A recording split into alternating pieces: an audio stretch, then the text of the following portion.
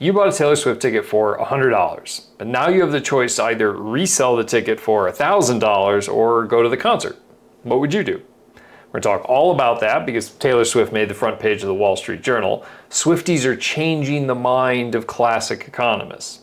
We're going to tie in my assistant Stanley mug, and you might learn something about how emotions and personal attachment determine the way you value things. In the world of economics, we like to think that most things are fungible, which is a super fun word for exchangeable. Taylor Swift tickets and Stanley mugs are relatively exchangeable for cash through things like ticket resale sites and eBay.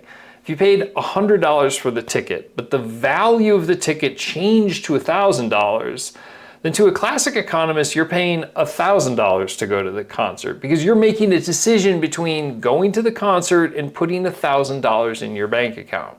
This probably feels wrong to you, and there's no better example of this than the one my assistant gave to me after shopping at Target. She found this Stanley mug. Now, I don't understand these things, but she tells me this one is particularly rare. She bought it for $45, but it was reselling on Poshmark at the time for about $100.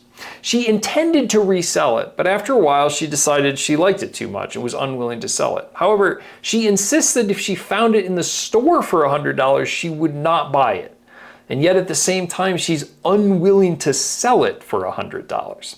This makes no sense, and yet it is a very well understood part of behavioral economics, a relatively new field in economics. We call it the endowment effect.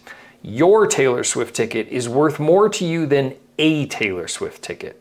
You go to the concert not because it's worth $1,000 to you. Numerous Swifties have already established that they are unwilling to pay $1,000 for a Taylor Swift ticket. You go to the concert because your Taylor Swift ticket is worth $1,000 to you. It's a minor difference, but a very important one. Classic economists would love for this to not be the case, or at least only be the case for things like Taylor Swift tickets and Stanley mugs, but that's not how it is. Experiments have shown us that for even random items of little to no economic or emotional value, people tend to prefer their own items over an identical other item. This makes things difficult because in behavioral economics, we continue to see that humans do not act rationally. How do you predict what the public's going to do when sentiment matters as much as price? It's important to understand the endowment effect's influence on you, not necessarily because you need to be fighting against it, but because it does influence your daily decisions in an irrational way. However, there is another impact from behavioral economics called hindsight bias, which is much more insidious and almost certainly has a negative impact on most of the decisions you make. I've already done a video about that, which you can find here. Stick around the channel for similar content, and I will talk to you soon.